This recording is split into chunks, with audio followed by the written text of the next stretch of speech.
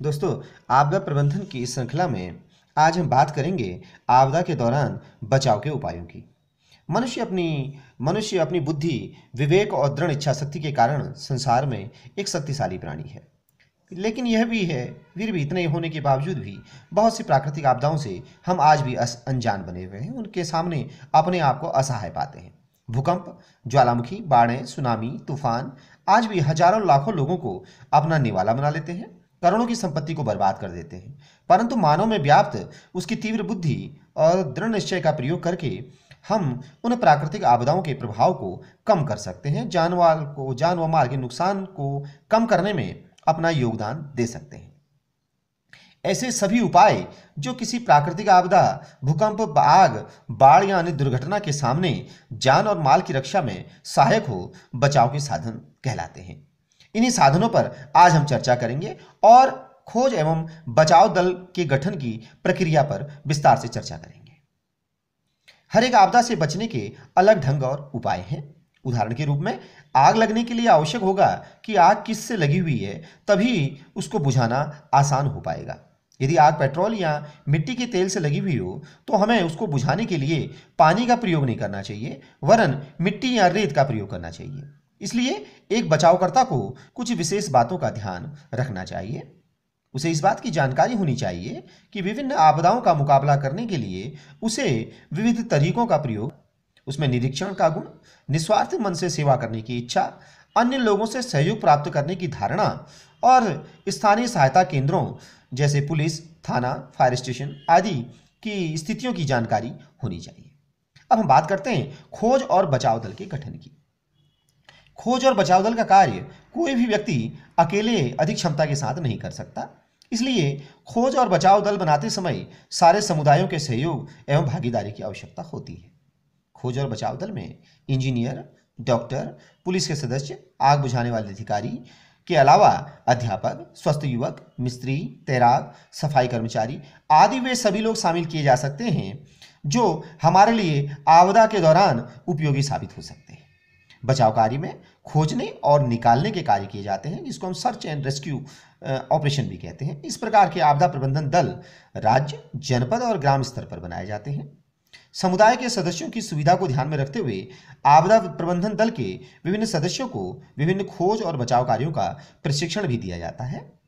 अगर हम उत्तराखंड की बात करें तो उत्तराखंड में राज्य में आपदा प्रबंधन व न्यूनीकरण केंद्र देहरादून द्वारा खोज और बचाव दलों का प्रशिक्षण दिया जाता है। उसमें राजस्व कर्मियों को सम्मिलित करते हुए विभिन्न जनपदों में विभिन्न प्रकार के प्रशिक्षण कार्यक्रम आयोजित किए जाते हैं। प्रत्येक तहसील में खोज एवं बचाव उपकरण किट उपलब्ध कराई गई है। इस प्रकार ये प्रशिक्षित दल आपदा प्रबंधन के विभिन्न कार्यों में उपयोगी हो सकते हैं और अपने समुदाय को उपयुक्त सुरक्षा प्रदान कर सकते हैं।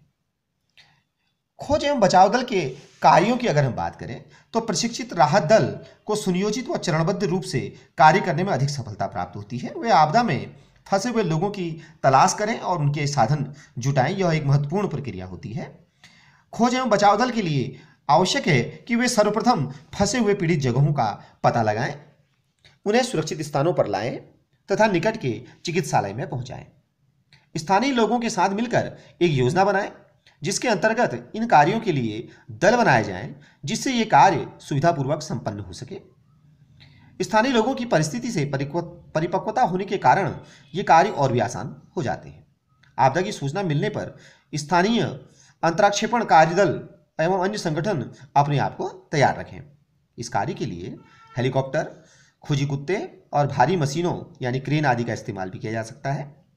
आपदा की स्थिति में घबराहट और सामंजस्य आदि पर नियंत्रण रखें और पीड़ितों को सांत्वना दें। ये अत्यंत आवश्यक कार्य है। किसी आपदाग्रस्त क्षेत्र में कार्य कर रहे किसी भी बचाव दल के लिए अनिवार्य है कि वह वहां रहने वाले लोगों के प्रति सहयोगात्मक व्यवहार करे और उनके साथ प्रभावी ढंग से संवाद करने में सक्षम हो। वैसे बचाव कर्मियों के लिए यह एक अत्यंत कठिन काम साबित हो जाता है, क्योंकि प्रभावित लोग अत्यधिक तनाव और अवसाद से ग्रस्त होते हैं। फिर भी कुछ ऐसे उपाय हैं जिनकी मदद से सकारात्मक और व्यावहारिक अनुक्रिया को सुनिश्चित किया जा सकता है। जिन क्षेत्रों में आपदा घटित होने की अत्यधिक संभावना रहती है, वहाँ के निवासियों को आपदा के आशंका के प्रति सचेत करना चाहिए। इससे वे इस प्रकार की स्थिति के निपटने के लिए मानसिक दृष्टि से तैयार हो जाते हैं। उदाहरण के लिए जापान को ही ले लें। वहाँ भूकंप बहुत अधिक आते हैं, इसलिए वहाँ के लोगों को इस बात का व्यवहारिक प्रशिक्षण दिया जाता है कि उन्हें भूकंप आने की स्थिति में किस प्रकार का व्यवहार करना है। इसका परिणाम यह होता है कि भूकंप आने की स्थिति में वहाँ के बच्चों को भी पता होता है कि वे मकान के कोड़े में खड़े हो जाएं तो वे सुरक्षित रह सकते हैं। इसलिए आवश्यक है कि हम समाचार माध्यमों से और स्कूल में कक्षाएं लगाकर आपदा की स्थिति में बरती जाने वाली सावधानियों के प्रति लोगों को जागरूक करें। आपदा की अवधि में आपदा दल को यह अनुभव नहीं करना चाहिए कि वे दान पुण्य या उपकार कर रहे हैं। इसके विपरीत यह उनके दायित्व का एक अंग होता है, भले ही उनको इसके लिए पैसे क्यों न मिल रहे हो। इस कार्य के प्रति उनको अपनी मनोवृत्ति को बदल लेना चाहिए। अपने काम को यथासंभव क्षमता तथा फुर्ती के साथ करना चाहिए, उसे बोझ नहीं समझना चाहिए। बचाव दल को अपना प्रदर्शन करने के बदले लोगों की सहायता करने पर अपना ध्यान केंद्रित करने का प्रयास करना चाहिए। बचाव कर्मियों की पहली यह कार्रवाई होनी चाहिए कि वे पूरे प्रभावित क्षेत्र की घेराबंदी कर दें, जिससे कि अधिकृत लोगों के अतिरिक्त कोई भी अन्य व्यक्ति वहां प्रवेश न कर सके और वहां पर होने वाली विभिन्न प्रकार की हरकतों को रोका जा सके। प्रायः यह भी देखा गया है कि निस्तारण के समय अनेक लोगों का कीमती सामान गायब हो जाता है। तो इस बात को ध्यान रखना चाहिए कि बचाव कर्मी तो प्रशिक्षित स्थानीय व्यक्ति को ही हों, तो ये आवश्यक है, क्योंकि उनमें यह भावना होनी चाहिए कि वे समुदाय के प्रभावित लोगों की सहायता करने जा रहे हैं जो उनके अपने ही भाई बहन हैं। तो ये तो थी हमारी बातें खोज एवं बचाव दल के कार्यों की।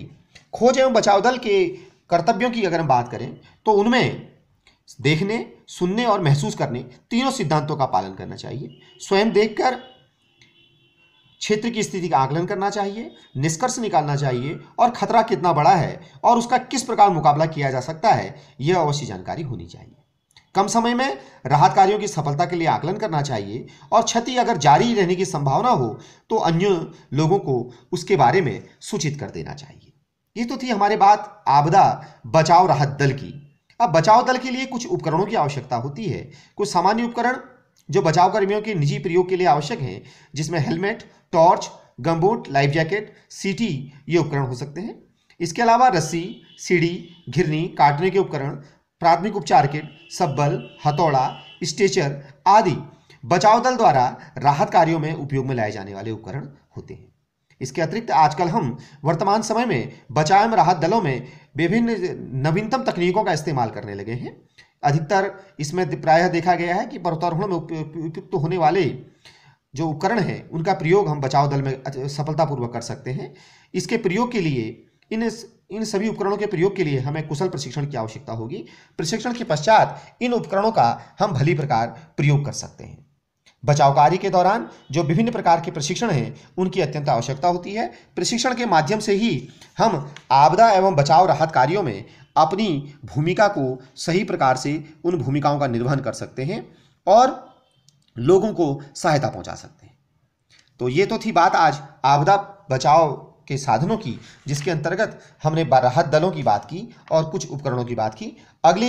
ये वीडियो आपको कैसा लगा इसके बारे में अपनी राय अवश्य दें और अगले चरण में हम बात करेंगे राहत कार्यों की और साथ ही बचाव दल के विभिन्न प्रकार के उपकरणों की और उपकरणों के उपयोग की जानकारी के बारे में चर्चा करेंगे। धन्यवाद।